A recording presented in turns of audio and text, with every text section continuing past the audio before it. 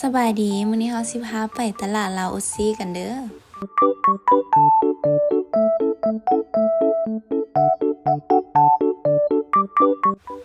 นี่ก็จะเป็นบรรยากาศตอนเช้าเนาะประมาณ6 โมง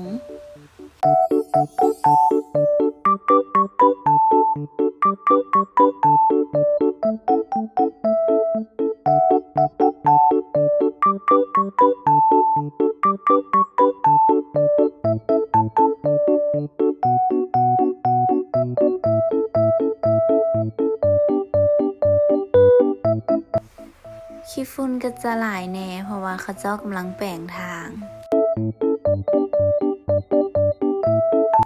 สถานที่แม่นอยู่หนองแตงเหนือติดกับปั๊มน้ำมันปตท.เด้อทุกคนแล้วจะเห็นป้ายใหญ่ๆเขียนว่าตลาดสดลาวโอซี่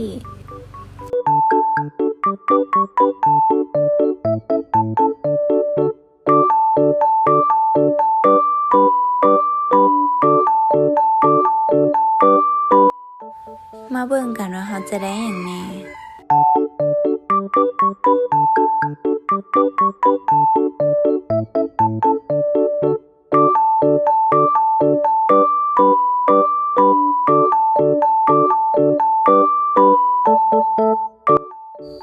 ตัวนี้ก็จะเป็นโซนเครื่องแห้งเด้อ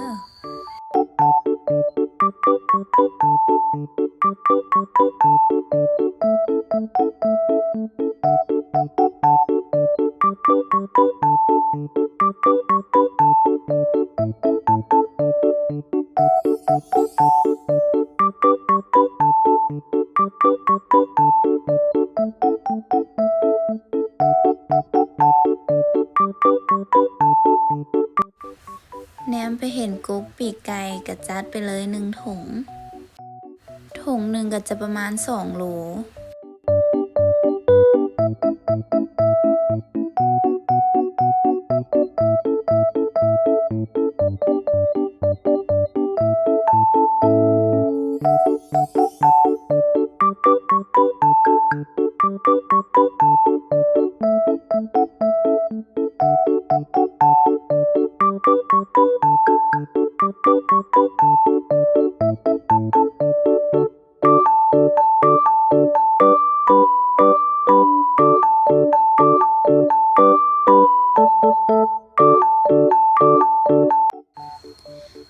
ย่างมาอีกแกเห็นผักกุดงองคิดอยากสุบก็เลยจัดไปอีก3 มัด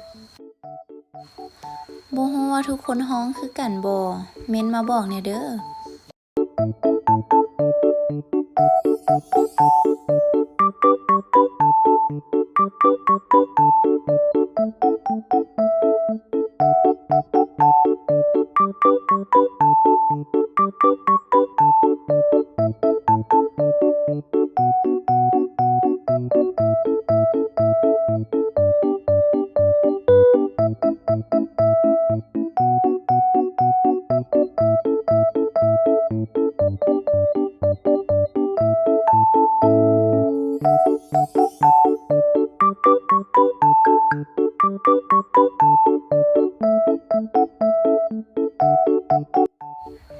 ตอนนี้เฮาก็ได้หลายอย่างแล้วเนาะบางอย่างเฮาก็บ่ได้ถ่ายให้เบิ่ง